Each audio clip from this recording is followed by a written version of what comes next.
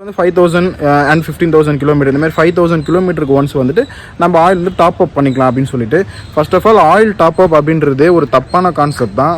ஒரு யூஸ்டு ஆயிலில் வந்து ஒரு ஃப்ரெஷ்ஷான ஆயில் வந்து யூஸ் பண்ணவே கூடாது, ஆட் பண்ணவே கூடாது. அது பண்ணுறதே வேஸ்ட்டு தான். ஸோ நமக்கு ஷோரூமில் இவ்வளோ நாள் அப்படி தான் பண்ணியிருக்காங்க. பட் எந்த கிலோமீட்டருக்கு நம்ம வந்து ஆயில் சேஞ்ச் பண்ணோம் அப்படின்றத விட என்ன ஆயில் யூஸ் பண்ணால் நம்ம எவ்வளோ கிலோமீட்டர் ஓட்டலாம் அப்படின்ற ஒரு விஷயம் தான் ரொம்ப முக்கியமான விஷயமா இருக்குது. ஸோ நம்ம 3 டைப்ஸ் ஆஃப் ஆயில் இருக்குது. ஃபஸ்ட்டு வந்து பார்த்தீங்கன்னா கன்வென்ஷனல் ஆயில் அப்படின்னு சொல்லுவாங்க. நம்ம 3000 கிலோமீட்டர் மட்டும்தான் யூஸ் பண்ணவே முடியும். அண்ட் டைப் 2 வந்து பார்த்தீங்கன்னா செமி சிந்தட்டிக் ஆயில். இந்த ஆயில் வந்து பார்த்தீங்கன்னா அதிகபட்சம் 5000 கிலோமீட்டர் தான் நம்ம யூஸே பண்ணணும். 5000 கிலோமீட்டர் நம்ம என்ஜின் ஆயில் சேஞ்ச் பண்ணி தான் ஆகணும். ஃபுல்லி சிந்தட்டிக் ஆயில், அந்த ஆயில் யூஸ் பண்ணிங்கன்னா மட்டும்தான் 10000 கிலோமீட்டருக்கு நம்மளால் வண்டி யூஸ் பண்ண முடியும். பட் ஒரு கிளாசிக் 350 மாதிரி வண்டிங்களுக்கு ஃபுல்லி சிந்தட்டிக் ஆயில்லாம் மோஸ்ட்லி யூஸ் பண்ண மாட்டாங்க. ரொம்ப ஐசிசி பைக்ஸுக்கு மட்டும் தான் அது வந்து யூஸ் பண்ணுவாங்க. ப்ளஸ் அது ரொம்ப காஸ்ட்லியும் கூட.